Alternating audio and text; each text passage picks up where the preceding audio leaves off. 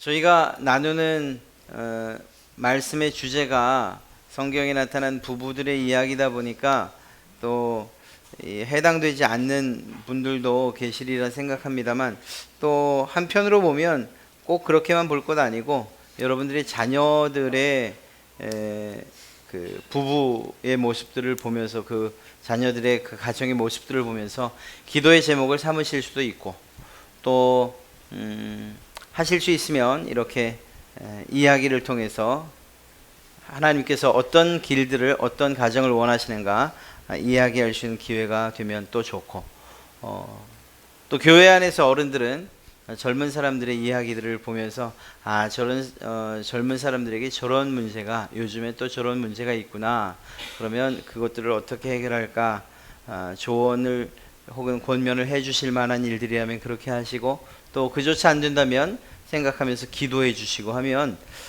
충분히 우리가 교회 공동체, 이 가족 공동체 안에서 남의 얘기로만 이야기를, 오늘 이러한 주제들을 다루지 않게 되리라 생각합니다. 하나님께서 우리에게 주신 이러한 어떤 주제, 말씀 가운데서 주제 하나를 뽑는다는 것은 쉬운 일은 아니지만, 또 얼마 동안은 저희가 그러한 내용을 가지고 살피기로 했으니 기도하는 마음으로 또 젊은 사람들이나 또 자녀들의 가정들을 위해 기도하는 데에 도움이 되셨으면 또 좋겠습니다. 이혼의 사유를 이렇게 살펴보면 가장 큰 것은 성격 차이라고 합니다. 그런데 이것이 시대가 흘러서 지금 그러한 이유가 됐어요. 예전 같은 경우에는, 어르신들 같은 경우에는 어떤 폭력이나 폭언, 그리고 경제적인 활동, 이런 것들이 뒷받침되지 않아서 어쩔 수 없이 이혼한다, 뭐 이런 이야기들이 있었는데, 지금은 많은, 아주 대부분의 그 퍼센트를 성격 차이라고 그렇게 표현합니다. 그리고 나면 경제적인 이유가 들어가고, 그 뒤에 상대방의 외도. 사실은 이 세 번째 상대방의 외도라는 게 첫 번째 그 성격 차이라는 것에 어떤 숨겨진, 가려진 이유가 될 수도 있는데, 하여간 통계적으로는 그렇습니다. 배우자의 폭력 확대도 여전한 이혼 사유가 되기도 하고요. 민법 840조에서는 이 재판상 이혼 사유를 대략 6가지로 이야기하고 있다고 합니다. 배우자에게 부정한 행위가 있었을 때, 이것은 우리가 알고 있는 바처럼 남편과 아내 외에 외도를 한다든가, 하여튼 뭐 이런 문제를 발생시켰을 때, 그 다음 배우자가 악의로 다른 일방을 유기한 때, 동거, 부양 혹은 협조 의무, 이러한 해야 할 의무들을 이행하지 않았을 때, 혹은 배우자 또는 그 직계 존속으로부터 심히 부당한 대우, 즉 폭행, 학대, 폭언, 쌍방이 마찬가지입니다. 그리고 배우자의 생사가 3년 이상 분명하지 않을 때, 기타 혼인을 계속하기 어려운 중대한 사유가 있을 때, 기타에 해당되지 않는 게 어디 있겠습니까? 이런 여러 가지 이혼의 사유를 가지고 있는 것, 그리고 그것을 법으로 규정해서 서로 못 살겠다 할 때 법적으로 남남이라고 인정하는 이러한 일들이 이렇게 대략 6가지 정도로 나눠진다고 합니다. 사실 하나님께서 우리를 만나게 하셨다는 사실, 우리가 지난번에도 살펴봤던 것처럼 이 사람이 바로 너와 함께 살 사람이야, 이 사람이 너와 함께 해야 할 사람이야 라고 해서 하나님께서 우리에게 각각의 배우자를 인도하여 주셨다는 사실, 그래서 하나님의 뜻 안에서 가정을 이뤘다는 사실을 조금만 깊이 생각한다면, 그렇다면 이렇게 헤어지는 일들은 좀 없지 않겠는가 생각을 해봅니다. 안타까운 건 믿는 사람들 가운데에도 이혼율이 그렇게 낮지 않다는 것. 오늘 여러분들과 함께 읽은 이 아브라함과 사라의 이야기도 사실은 헤어질 만한, 사라 쪽에서 이혼 청구를 할 만한 충분한 이유가 있는 사건이에요. 오늘 여러분들이 읽어서 아시겠지만 참 이 둘 중에 하나겠죠. 하나님께서 강권적으로 역사하시, 아마 이게 맞는 이유일 겁니다. 헤어지지 않도록. 사라 입장에서는 헤어지고 싶은 생각이 굴뚝 같았을 거예요. 왜냐하면 오늘 여러분들과 함께 읽었던 말씀을 살펴보니까 자기 살겠다고, 이 남자가 자기 살겠다고 자기 중심적인 어떤 이기적인 결정을 통해서 아내를 다른 남자, 자기를 다른 남자에게 줘버리는 이런 일이 벌어졌기 때문인 것입니다. 그렇게 본다면 우리 840조 민법에 해당하는 첫 번째, 두 번째, 세 번째 뭐 다 해당된다고 볼 수 있어요. 기타까지. 그래서 충분히 이혼 소송을 할 만한 이유가 이 아내 사라에게 있다는 것을 보게 되죠. 오늘 우리가 이 말씀을 보면서 그럼에도 불구하고 이들이 결국은 믿음의 조상으로서 아브라함 그리고 사라 열방의 아버지와 어머니로 세워지게 되는, 그래서 이스라엘 민족의 정말 시작점이 되어지는 이런 모습들을 보게 됩니다. 사실 결론적인 이야기이긴 하지만 어느 가정이나 완전한 가정이라고는 있을 수 없습니다. 우리가 지난번 살펴봤던 것처럼 하나님은 처음 우리를 이 사람들을 만나게 하실 때, 아담과 하와를 만나게 하실 때, 이때는 거의 뭐 완전하다고 해도 틀리지 않을 거예요. 완전한 만남, 완전한 결합. 그런데 죄가 이 땅 가운데 들어오고 그 죄의 영향력 아래 들어가면서부터 완전한 가정을 찾는다는 것은 너무너무 어려운 그런 시대가 돼버리고 말았어요. 만약에 여러분들 가운데 내가 죽어도 당신을 다시 다음 생에서도 다시 당신을 만나겠소 이런 얘기를 듣는다면 그분은 정말 행복한 일이죠. 그리고 혹시라도 누가 그렇게 물으면은, 아내나 남편이 물으면은 그렇다고 대답하세요. 다음에 절대 그런 일이 없어요. 우리의 삶은 이 세상으로 끝나고 천국에서 만날까봐 두려우신 건가요? 혹시 그건 아니시죠? 그러니까 그렇게 표현할 정도라는 거예요. 참 쉬운 일은 아니에요. 그럼에도 불구하고 아브라함과 사라도 사실 이러한 문제들을 가지고 있었다는 점들을 우리가 생각해 봐야 된다는 거죠. 오늘 이야기를 쭉 살피다 보면 결국 아브라함이 자신이 했던 일들에 대한 책임을 일정 부분 짓게 되는 것을 보게 됩니다. 그러나 그럼에도 불구하고 이들이 모든 위기를 겪은 다음에 다시 처음 제단을 쌓았던 곳, 하나님께 예배했던 그곳으로 돌아와서 하나님의 이름을 부르며 새로운 출발을 하게 되는 것을 우리는 보게 돼요. 가장 중요한 것은 하나님께서 이 가정을 세우셨다, 나의 가정을 세우셨다라는 이 사실을 믿는 이 믿음이 우리에게 매우 중요한 거죠. 사실 요즘 시대에 있어서 그냥 너무 흔하게 이야기되어지는 것이긴 하지만, 그러나 이것을 제가 이렇게 일방적으로 옳다 그러다 이 얘기를 할 수 없는 이유는 또 있어요. 그렇게 쉽게 말할 수는 없어요. 왜냐하면 그분들이 그러한 결정을 지을 때 정말 그 속 그리고 그 아픔은 저도 모르고 또 그걸 아는 사람은 아무도 없기 때문이죠. 그래서 외형적으로 보일 때 괜찮은 가정이지만 그러나 그 안에서 얼마나 큰 싸움이 있는지 또 고통이 있는지는 이건 알지 못하기 때문에.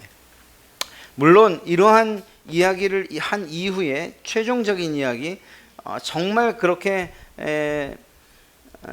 서로 다른 삶을 살아야 됐을 때에 대한 그 이야기도 우리가 해야겠지만, 일단은 성경 안에서 정상적으로 부부의 삶을 살고 있는 사람들 가운데에서도 여러 가지 문제들과 또 배울 점들을 좀 배워보자 하는 그러한 이야기입니다. 말씀드린 것처럼 우리가 지난주에 살펴봤던 것처럼 부부의 목적, 하나님께서 가정을 이루신 그 목적이 무엇인가 하는 것, 이것은 그저 한 집에서 사는 것만은 아니죠. 그냥 사는 것. 그래서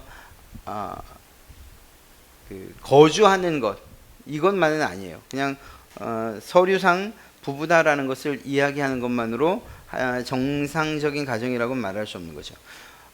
하나님께서 명령하신 대로 한다면 한 몸을 이루는 것, 이것이 오히려 부부에게 주신 그리고 가정에 주신 목적이라고 이야기할 수 있습니다.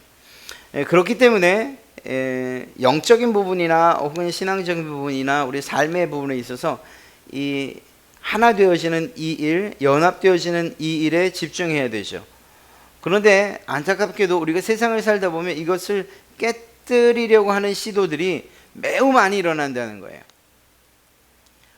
그 시작은 아마도 하나님께서 주신 그 아름다운 삶의 법칙을 부수려는 그러한 사탄의 그 시험과 유혹으로부터 시작된다고 해도 틀리지 않겠죠. 오늘도 이 아브라함과 이 사라는 이러한 연합이 깨질 수 있는 이러한 위험한 일들을, 이러한 위기들을 경험하게 된다는 것입니다. 믿음의 조상이라고 불려지는 아브라함, 그리고 열국의 어머니라고 불려지는 이러한 사라 사이에서도 우리가 흔히 만날 수 있는 문제들이 있었다라는 거예요. 첫 번째로 위로되는 것은, 그러니 우리들의 삶이 혹시 문제가 생긴다고 해서 낙심하거나 아니면 그것이 끝이라고 말하지 말자는 거죠. 앞으로 보게 될 많은 부부들의 이야기들이 정말 우리보다 더 심각한 그러한 부부들도 있어요. 거의 등 돌리고 산 사람들도 있고요. 그럼에도 불구하고 성경에 그러한 한 가정의 모습으로 기록되었다라는 것은 한편으로는 우리에게 위로를 주고, 또 한편으로는 우리에게 경각심을 줘서 하나님이 기뻐하시는 가정이 무엇인지를 회복해 가는 것, 이것을 요구하신다라는 것을 알 수가 있는 것이죠. 오늘 앞서도 말씀드렸던 것처럼 이혼의 사유 가운데 경제적인 부분들이 없지 않아요. 있어요.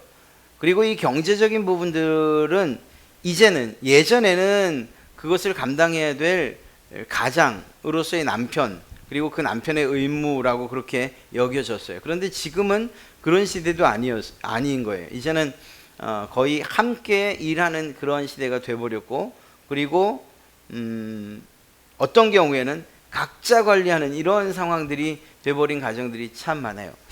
이 경제적인 이유가 이혼이나 혹은 살기 힘든 여러 가지 이유가 될 수도 있지만, 오늘 드리고자 하는 정확한 이야기는 그게 본질적인 문제는 아니라는 거예요. 이렇게 본다면 돈은 사실 넘어설 수 있는 그러한 담이다, 그러한 그 장애물이다, 이렇게 이야기할 수 있는 거죠. 요즘 들어서는 더 그런 것 같습니다. 물론 많이 버는 만큼 또 사용되는 것도 많지만, 그러나 이 재정적인 문제가 가정을 깨뜨리는 것은 아니라는 거죠. 오늘 여러분들과 함께 읽었던 이 아브라함과 그리고 사라의 그 문제의 시작이 무엇으로부터 시작됐는가 하면 사실은 경제적인 것으로부터 시작됐어요. 그래서 기근과 가난 때문에 애굽으로 내려가기로 결정했던 거죠. 그러면 그것 때문에 아내를 팔아버리는, 이 팔았다는 표현이 좀 이상하네요. 애굽 왕에게 넘겨주는 이러한 일이 일어났냐? 그래서 경제적인 문제가 결국은 가정의 위기를 낳았다, 이렇게 말할 수 있냐? 그게 아니라는 걸 말씀드리는 거예요. 지금도 마찬가지죠. 지금도 우리가 표면적으로 가질 수 있는 여러 가지 이유들이 있지만, 그러나 그것보다 더 중요한 것은 내부적으로 가정 안에서 두 사람 사이의 문제일 수 있다는 거예요. 더 큰 문제는. 그리고 그것들을 아는 것이 더 중요한 거죠. 만약에 정말 경제적인 문제였다라고 한다면, 경제적인 문제가 해결되면 가정의 위기가 해결되어지고, 그리고 연합되어지는 일들을 볼 수 있기 때문이에요. 그러나 오늘 여러분들과 함께 읽은 이 말씀 보면 경제적인 문제가 해결이 돼요. 내려가서 애굽 왕으로부터 낙타도 받고 양도 받고 온갖 가축들을 받고 재물을 얻어서 나와요. 그러나 그 둘 사이에 정말 문제가 해결됐느냐라고 한다면 그렇게는 볼 수 없어요. 첫째로 아브라함이 그 문제를 완전하게 자기의 잘못으로 인식하고 사라인 아내에게 용서를 구했냐, 그런 장면이 나오지 않을 뿐만 아니라 오히려 그 뒤에 창세기 20장을 가면 아비멜렉에 또다시 똑같은 일을 저지르고 말아요. 다시 한번 자기 살겠다고 아내를 다른 남자에게 넘겨주는 이런 일이 일어나요. 사라는 똑같은 일을 2번이나 경험해야 했어요. 이 아내에게 있었을, 이 사라에게 있었을 상처가 치유됐다고 말할 수 없는 거죠. 아마 어쩌면 죽을 때까지 이 상처는 가지고 갔을지 몰라요. 즉 물질의 문제가 그 가정을 깨뜨리는 직접적인 그러한 원인이 되지 않는다는 것을 보게 돼요. 물론 그럴 수도 있지만 말입니다. 적어도 오늘 우리가 보는 이 아브라함의 가정에서는 그렇지 않다는 것을 볼 수 있어요. 기근으로 인해서 물질적인 어려움을 겪고 그리고 그것 때문에 애굽으로 들어가요. 자, 여기에서는 첫째로 가장 큰 문제가 무엇이냐라고 한다면 하나님께서 이루신 가정, 그래서 믿음의 가정이라고 불려질 수 있는 이 가정이 하나님의 뜻과는 반대되는 그분께 묻지 않은 어떤 행동을 한다는 것이 가장 처음의 문제였습니다. 즉 다시 말해 약속의 땅을 떠나야 되는 거예요. 경제적인 위기 때문에 하나님이 하신 그 약속을 버리는 이런 결과를 누가 결정하는가? 아브라함이 결정했다는 거죠. 가정에게 있어서 가장 중요한 것, 그것은 가정을 책임지는 것이고, 특별히 우리 신앙적인 부분에 있어서의 가장이 책임져야 되는 것, 역시 신앙적인 부분, 즉 신앙을 유지하고 그리고 보존해가는 이 일들을 책임져야 되는 것, 이것이 가장에게 주어진 일이고 오늘 아브라함에게 주어진 일이죠. 그런데 그 아브라함은 정말 기근 때문에, 경제적인 문제 때문에 하나님이 주신 약속의 땅으로부터 벗어나서 애굽으로 내려갔다는 것입니다. 종종 애굽은 세상을 의미하는 그러한 곳으로 우리가 잘 알고 있죠. 경제적인 문제를 해결하기 위해서 약속의 땅을 버리고 세상으로 갔다. 이것이 사실은 아브라함의 가장 큰 문제인 것입니다. 문제를 해결하기 위해서 떠난 것. 그러나 더 큰 문제를 그는 만나게 되는 것이죠. 다시 말씀드리지만 이러한 경제적인 문제는 사실 지금 이 시대에 어떤 특별한 가정에만 오는 것은 아니에요. 모든 가정들이 이 문제를 가지고 있을 수 있어요. 또 이것은 상대적이기 때문에 저 사람들에겐 문제가 없을 거야 라고 함에도 불구하고 그들에게도 역시 경제적인 문제가 있을 수 있다는 거예요. 그러니 가지고 있지 않은, 정말 나는 아무런 문제 없어 라고 하는 그런 가정은 아마 없을 거라는 거죠. 그럼에도 불구하고 모든 가정이 다 그것 때문에 깨지지 않는다는 사실을 우리는 기억해야 됩니다.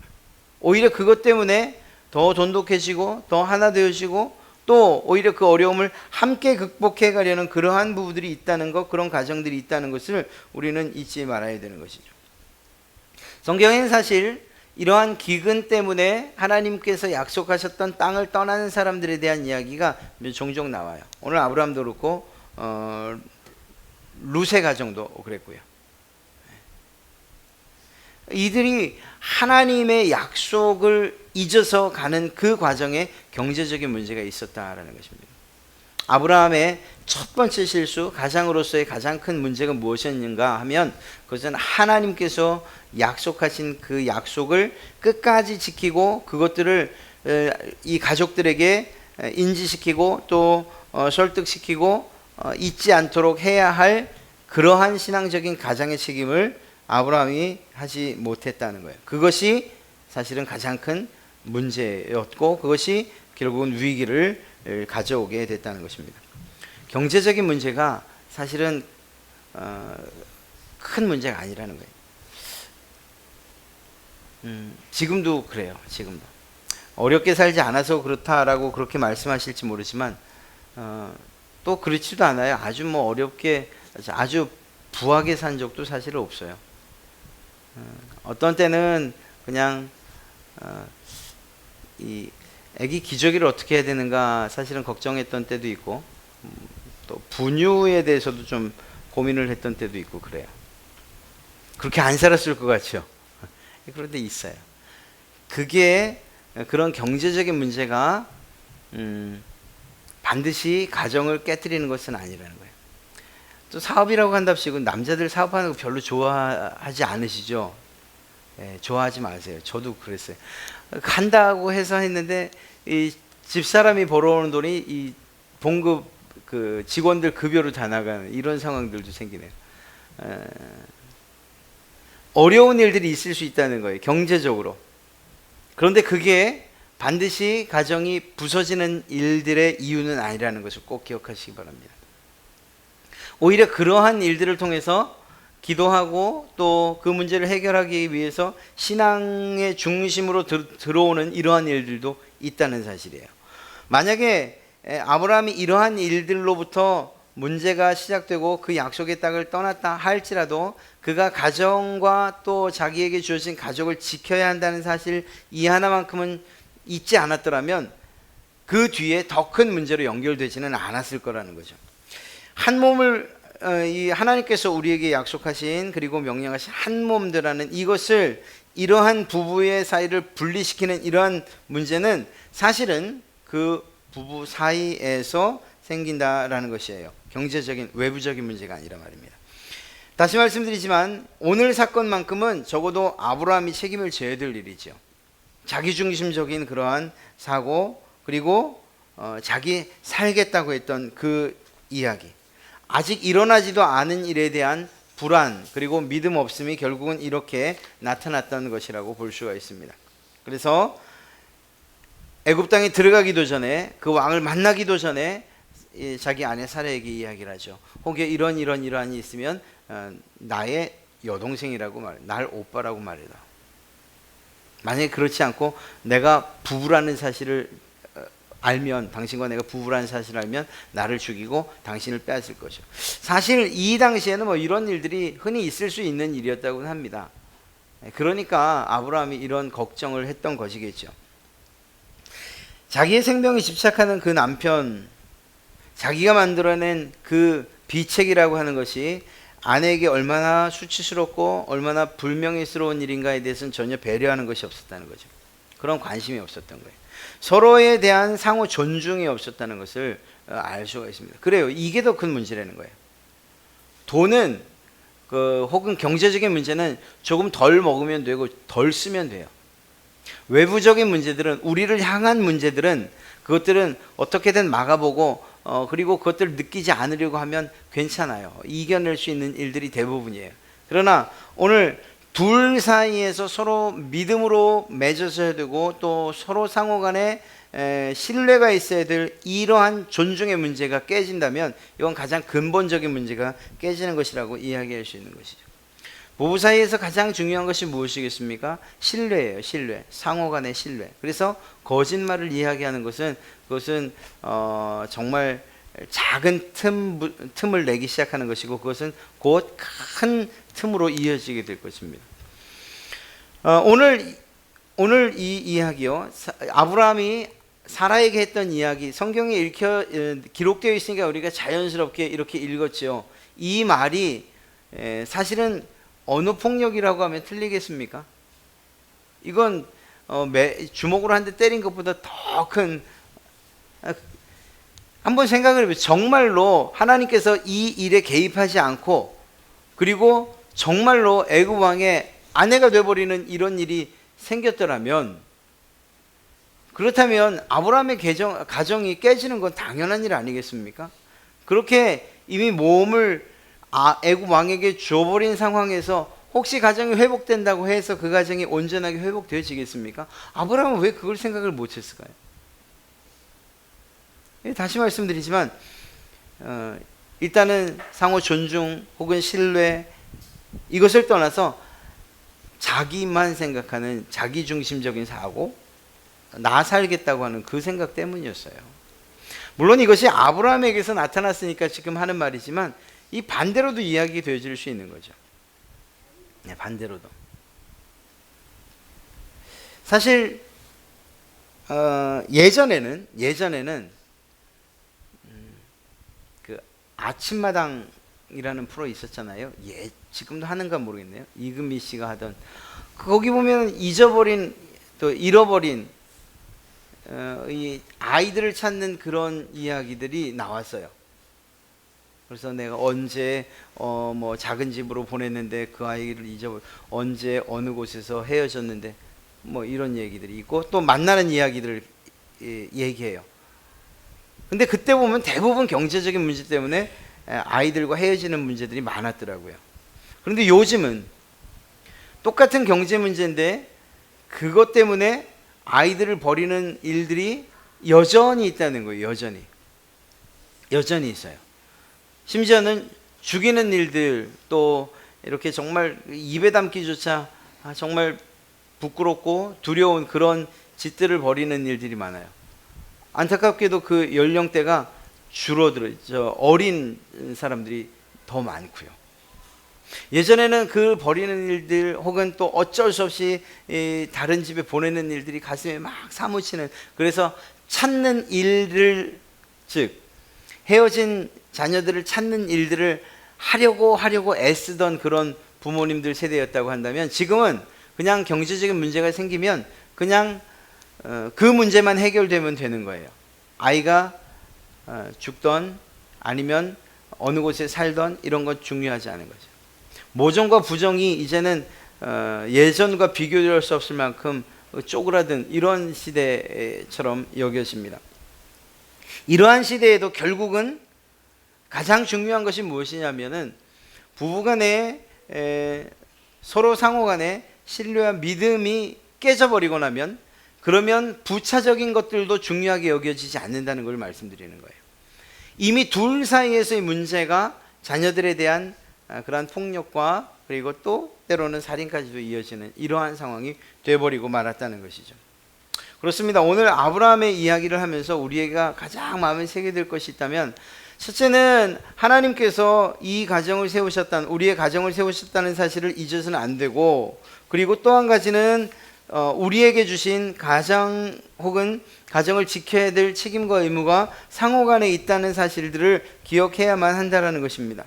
가장의 이기적인 결정 때문에 가정이나 혹은 가족이 피해 혹은 수치스러움 혹은 모욕을 당하는 일들이 있어서는 결코 안 된다는 것이죠. 아브라함이 이러한 자기중심적인 그러한 결정과 그리고 태도, 행동이 결국은 아내를 다시 돌아왔지만 하나님께서 개입하셔서 버리는 것과 같은 똑같은 그러한 짓을, 그러한 일을 저지르게 됐다는 거죠. 아까 말씀드린 것처럼 하나님의 개입으로 그 문제가 실제적으로는 일어나지 않았지만, 그러나 여러분이 아내의 입장이라고, 제가 남자지만 그래도 제가 사라의 입장이라면 큰 배신감과 더불어서 수치스러움 그리고 모욕을 가지고 살 수밖에 없었을 거라는 거죠. 그리고 또 나가서 발생되진 않았지만 그것이 이루어졌다면 바로가 범죄하는 그러한 이유가 되기도 했을 거라는 것입니다. 누구 때문에? 아브라함 한 사람 때문에. 오늘 남자들에 대한, 남자들 얘기만 하는 것 같지만 아니에요. 이건 반대로도 생각되어질 일들이에요. 아내들도 역시 가정을 지켜야 될 그러한 책임과 의무가 있고 남편에게도 있는 것이죠. 이러한 일들에 있어서 가장 중요한 것이 무엇인가 하면 말씀드렸던 거예요. 상호 존중하는 일들이 있어야 된다는 거죠. 아까 이 아브라함이 했던 그 이야기들을 언어적인 폭력이라고 말했는데 폭력 수준 이상이죠. 그것은 이미 죄 가운데로 밀어넣는 것과 똑같은 것이니까. 가정 안에서 우리 부부들 사이에서의 언어가 존중되어지고 회복되어져야 될 필요가 있어요. 이건 정말 중요해요. 그래서 코칭 프로그램 가운데에 서로 존댓말을 하십시오라는 그러한 조언들을 구하기도 하는데요. 좋은 방법 가운데 하나인 것 같습니다. 그러나 그렇지 않다 하더라도 서로 상호간에 존중하는 일들은 필요해요. 그래서 배려하고 저 사람이 내가 이야기했을 때 이 이야기에 대해서 어떤 감정을 느끼고 어떻게 반응할까, 어떤 마음일까 하는 그러한 생각들을 하는 것이 중요하다는 거죠. 아브라함이 만약에 그러한 생각을 했더라면 사라에게 그러한 요청이나 요구는 하지 못했을 거예요. 내가 이 일을 했을 때 결국은 자신의 모든 인생이, 몸뿐만 아니라 모든 인생이 망가질 수 있다는 것, 그것을 생각했더라면 아브라함이 그 이야기를 할 수 있었겠습니까? 그럴 수 없지요. 더더군다나 하나님께서 약속하신 약속이 있었잖아요. 사라를 통해서, 그 아내를 통해서 아들을 주시고 그 아들을 통해서 하나님께서 큰 민족을 이루겠다, 나라를 만들겠다고 약속해 주셨잖아요. 하나님도 위기감을 느끼셨을 거예요. 야, 얘 제가 왜 저러니? 정신 나갔나? 아마 아브라함을 향해서 하나님이 가슴이 덜컹했을 거예요. 2번씩이나. 물론 하나님께서 이 일들을 처리해 주셨고 아브라함은 약간의 그러한 책임을 져야 했죠.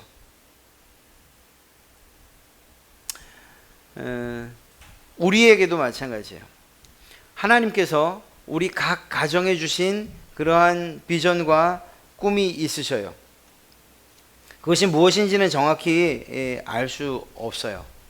제가 알 수 없다는 거예요. 여러분들은 각자 개인 가정에 대해서는 충분히 그 하나님의 뜻을 아실 수 있어요. 단지 제가 모른다는 거예요. 아브라함에게 주신 민족과 열방에 대한 비전, 그리고 그 꿈, 그것을 똑같이 우리에게 주진 않으셨을지 몰라도 그래도 우리 가정에 하나님이 바라시는 바가 있다는 거예요. 이러한 하나님께서 요구하시는 것, 예를 들어서 하나님께서 기뻐하시는 믿음의 가정으로 선다, 다른 것은 몰라도 믿음을 유산으로 전수해주는 이러한 믿음의 명문가가 된다, 아니면 또 좀 더 실질적으로 정말 하나님의 사역을 감당하는 그러한 사역자가 우리 가정에서 나오길 바란다, 뭐 이런 것들이요. 아니면 이 아이가 잘하는 정말 유능한 그러한 부분에서 정말 두각을 나타내서 결국은 그가 하나님께서 하셨어요 라고 하는 이러한 삶의 고백들을 그가 가진다, 뭐 기타 등등 이러한 이야기들, 뭐 때로는 조금 유치스러워 보이기도 하지만 그런 것도 매우 중요해요.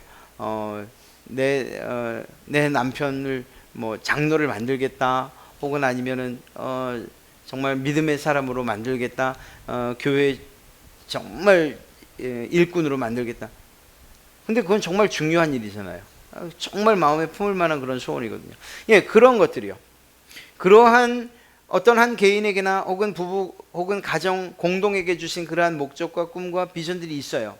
이것들이 흔들려서는 안 돼요. 위기를 맞을 수 있는 상황들이 참 많은데 적어도 경제적이거나 혹은 외부적인 문제로서 이 일들이 흔들리는 일은 사실은 거의 없다는 걸 말씀드리는 것이고, 오히려 이것이 흔들리고 위기를 맞을 수 있는 그 이유는 무엇이냐? 하나님의 약속을 잊어버린 바로 그때라는 거예요. 아브라함이 왜 이런 결정을 했습니까? 하나님의 약속을 전혀 생각하지 못했기 때문이에요. 하나님께서 아브라함에게 주셨던 그 약속, 12장 1절부터 3절에 주셨던 그 약속, 그리고 그 약속이 자기의 아내를 통해서 이루어질 것이라는 사실을 잊지 않았더라면, 그렇다면 아내를 다른 사람에게 주어버리는 그러한 일들이 있었겠느냐는 거예요. 없었죠. 있을 수가 없는 일이죠. 아브라함은 그것을 2번씩이나 잊어버렸던 사람이에요. 그런데 그가 물론 변해요. 어떻게 변하냐? 자기 아들을 바칠 때의 그 믿음은 정말 완전히 변한 아브라함의 믿음이었어요. 그가 뭐라고 하죠? 이 아들을, 히브리서에 보면 아브라함의 믿음은 무엇이었는가? 이 아들을 만약에 내가 제물로 바치면 하나님께 다시 살리실 것이라는 그런 믿음을 가지고 있었다고 평가하고 있어요. 아브라함의 믿음을 그렇게 이야기하고 있어요. 만약에 아브라함이 그런 믿음을 가지고서 자기의 아내를 대했더라면 그가 이런 거짓말을 했겠느냐고요. 그러지 않죠. 하나님, 내가 정말로 바르게 얘기할 거예요. 그러나 바로의 손에서 저를 구해내실 줄로 믿어요. 물론 그런 믿음이 있었다면 가나안 땅, 이 약속의 땅을 떠나지도 않았겠죠. 즉 다시 말해서 하나님께서 주신 약속의 말씀, 그리고 우리 가정을 향한 꿈과 비전을 잊어버리면, 그러면 이런 문제가 생길 수 있다는 것을 꼭 기억해야 됩니다. 이게 남편의 문제냐 아내의 문제냐가 아니고 하나님께서 가정을 이루게 하셨을 때 주셨던 하나님의 뜻과 우리 가정을 향한 뜻과 계획을 잊지 않는 일들이 중요하다는 거예요. 만약에 어느 한편이 잊었어요? 그러면 다른 한편이 그것을 생각나게 해줘야 되는 거죠. 그것이 가정의 모습이라고 이야기할 수 있는 것입니다. 언제 이 문제를 잊어버릴 수 있느냐? 직접적인 이유는 아니지만, 그러나 경제적인 문제 혹은 여러 관계의 문제나 특별히 부부 안에서의 서로 믿지 못하는 이러한 문제들로부터 그러한 신뢰, 하나님을 향한 그러한 약속들을 잊어버릴 수 있다는 이 사실을 기억해야만 하는 것입니다. 그리스도인 부부가 위기를 만났을 때 정말 기억해야 되는 것이 있다라고 한다면, 앞서 말씀드린 것처럼 하나님이 우리 가정에 어떤 계획을 가지고 계신가? 그렇다면 이것은 과연 하나님께서 우리에게 명령하신 바대로 우리 둘이 한 몸을 이루어서 어떻게 해결해 가야 하는가? 하나님은 이 일을 통해서 우리에게 무엇을 어떤 깨달음을 주길 원하시는가 하는 이런 것들. 그리고 그러한 문제들은 결코 어느 한 사람의 문제가 아니라 가족 공동체의 문제라는 것을 생각하고 서로 이 문제를 해결하기 위해서 어떻게 힘을 모아야 하는가, 이런 것들이 우리가 고민해야 될 그러한 문제들이라는 것입니다. 만약 그것을 기억하지 못하면 오늘 아브라함처럼 자신의 아주 놀라운 해결의 방법이라고, 그리고 또 그것을 사용하지만 그러나 그 결과는 치욕스럽고 또 고통스러운 그러한 연속이 될 것이라는 것입니다. 아브라함은 결국은 바로의 책망을 들어야 했어요. 아주 큰 책망을 들어야 했어요. 그리고 그 땅에서 쫓겨나야만 했습니다. 물론 그 아브라함과 사라가 다시금 하나님 앞에서 새로운 삶을, 그리고 새로운 다짐을 하고 하나님이 주신 비전을 향해서 다시 시작을 하는 것을 보게 되죠. 사랑하는 성도 여러분, 아브라함과 이 사라의 이야기를 들으면서 가장 중요한 것이 있다면, 하나님이 우리 가정에 세우신, 그리고 또한 우리 가정을 향한 뜻과 계획, 그리고 그 목표를 잊지 않는 것, 이것이 중요하다는 것이죠. 그것을 위해서 하나님의 말씀을 보고 그리고 기도하는 일들은 당연한 일들이고요. 그리고 이것이 문제가 생길 수 있을 때에 어느 한편이 막아주고 또 그것들을 일깨워주는 것, 하나님께서 원하시는 바 그 길을 함께 가게 하는 것, 이것이 우리에게 필요한 일들이라는 것입니다. 사실 이 시대, 정말 우리가 사는 이 세상은 옛날도 그랬다 하지만 지금도 마찬가지예요. 이 한몸 된 부부를 분리시키려는, 그리고 그 가정을 깨뜨리려는 이러한 위기들은, 그러한 위협들은 계속적으로 온다는 거예요. 뭐 여러 가지 이유를 가지고서 계속 되어지는 거예요. 한 번으로 끝나는 게 아니에요. 앞서 말씀드렸지만 이 아브라함은 똑같은 문제를 또 당하고 있어요. 아브라함만 그랬느냐? 아니요, 사라도 그 문제, 이 하나님의 약속들을 잊었던 때가 있어요. 언제 그랬습니까? 자기의 몸종 하갈을 아브라함에게 주잖아요. 하나님께서 약속하셨던 그 약속이 이루어지지 않는 그 사실에 대한 조급함이 결국은, 그러면 내 몸종 하갈을 통해서 아들을 한번 낳으면 어떻습니까? 그리고 그를 상속자 삼죠. 그런데 이것은 오히려 사라에게 있어서 큰 아픔으로 다가왔고, 시기하고 질투하고, 결국은 이 하갈과 이스마엘을 내쫓는 그런 비정한 그러한 상황까지 돼버리고 말았어요. 아브라함뿐만 아니라 사라도 그때의 그러한 하나님의 약속을 기억했어야 되는 거죠.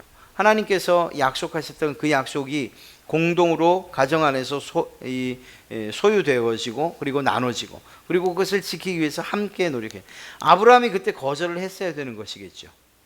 그러니 아브라함에게도 책임이 있고 사라에게도 책임이 있었던 것, 결국 이스마엘, 그 이스마엘을 통해서 지금까지 이 이스라엘은 고통받고 있는 거죠. 그렇습니다. 하나님께서 여러분 가정, 저의 가정에 주신 그러한 것들을 기억하는 것, 하나님께서 정말 기뻐하시는 일들이 무엇인가를 생각하는 것, 하나님이 우리 가정에 주신 약속들이 무엇인가를 기억하는, 이것은 정말 중요한 거예요. 다시 말씀드리지만 잊어버릴 수 있는, 그리고 그것이 무시될 만한 상황들이 우리에게 너무 많이 생긴다니까요. 그러나 그런 때에도 역시 우리의 믿음에 흔들림이 없이 하나님을 바라보고 그분이 주신 생각들, 그리고 그분이 주신 계획들과 비전들을 잊어버리지 않고 유지해가는 일들이 중요하다는 거예요. 결국 그것이 이루어졌잖아요. 아브라함이 이삭을 바치는 그 사건을 통해서 아브라함의 믿음이 완전하게 인정받았고, 그리고 그 아브라함, 그 이삭을 통해서 낳은 아들, 그리고 결국은 민족을 이루고 가나안 땅으로 다시금 돌아오는 일들이 이루어지게 되죠. 또 한 가지 말씀드릴 게 있어요. 이 아브라함이 정말 제사를 드리는 그 과정 가운데에서, 하나님과 약속하는 과정 가운데서 그 작은 새 하나를 쪼개놓지 않지 않습니까? 그것 때문에 하나님께서 즉각적으로 임재하지 않으셔요. 그 약속을 승인하지 않으셔요. 오히려 그것을 하나님의 불이 아니라 공중에 새들이 날아와서 쪼아먹으려고 하는 이런 상황이 벌어지고 말죠. 결국 그 일들을 신실하게 하지 않았던 아브라함 때문에 아브라함의 후손들이 430년 동안이나 애굽에서 고생하고 종살이하는 이런 일들이 발생하게 되는 거예요. 여러분 보십시오. 어떤 믿음의 가장이 해야 될 일들을 하지 않는 것이 가정에 영향을 미친다는 것을 꼭 기억해야 되는 거예요. 이것이 아브라함이 신실하게 하나님과의 약속을 신실하게 여기서 정말 작은 것 하나 소홀히 여기지 않고 세 가지도 다 그렇게 언약의 제물로서 하나님께 드렸더라면 하나님께서 그 가운데 임하셨을 것이고 430년의 종살이는 없었겠죠. 우리의 행동, 우리의 말, 그리고 우리의 결정 하나가, 이 부모들, 그것이 남편이든 아내이든 간에 결정 하나하나가 하나님과 약속되어 있는 그 결정들을 하나님께서 우리에게 주셨던 그러한 계획들, 그리고 또한 생각들을 무시한 채, 소홀히 여긴 채 하는 결정 하나하나가 실제적으로 가정에 영향을 미친다는 것, 때로는 좋지 않은 영향들을 미친다는 것을 꼭 기억하셔야 되는 것입니다. 그렇습니다. 오늘 여러분들과 함께 살펴본 아브라함과 사라의 이야기, 좋은 이야기들도 있지만 그렇지 않은 부분들을 좀 생각하면서 우리가 몇 가지를 좀 생각해 봤습니다. 첫째로 하나님의 약속을 기억하는 것이 가장 중요하고, 두 번째는 너무 이기적이지 말자는 거죠. 너무 자기중심적이어서는 그 사람도 저 사람도 다 자기 개성이 있고 또 자기만의 인격이 있고 자기만의 생각이 있는데 어느 한편을 너무 무시하는 것, 존중하지 않는 이런 태도들은 상호간에 하나 되어지는 이 일들을 방해할 수밖에 없다는 거예요. 내 중심이 아니라 때로는 아내 중심으로 또 남편 중심으로 이렇게 생각하고 말할 수 있는 이런 일들이 있다면 이런 문제로서 마음에 상처받는 그러한 일들은 없을 것이라는 것입니다. 부부는 하나님께서 서로 마주보게 만드신 그래서 끌어다가 서로 마주보게 했을 때 내 살 중에 살이고 뼈 중에 뼈다, 이렇게 이야기할 수 있었던 거죠. 그렇습니다. 서로 돕도록 돕는 배필로 만들어 주신 그러한 가정이라는 것이에요. 그런 면에서 서로가 서로를 더 이해하고 또 생각하는 것, 위기는 늘 찾아온다는 것, 그러나 그것을 이겨내는 건 어느 한 사람이 아니라 둘이서 함께 이 모든 문제들을 해결해 가야 한다는 사실들을 꼭 기억하시기 바랍니다. 하나님의 계획을 기억하세요. 하나님의 계획을, 하나님께서 우리 가정에 주신 그 계획과 뜻을 놓치는 순간 우리는 위기 가운데로 몰려나가게 된다는 사실을 꼭 기억하시기 바랍니다. 하나님께서 주신 이러한 약속들을 신실하게 붙잡으시고 나보다 또 상대를 더 깊이 생각하고 내 중심이 아니라 다른 사람들을 또 가족들을 중심으로 생각할 때에 그 가정이 하나님께서 기뻐하시는 그러한 아름다운 가정으로 세워질 줄 믿고, 또한 여러분의 가정이 그러한 가정 되시기를 주님의 이름으로 축원합니다.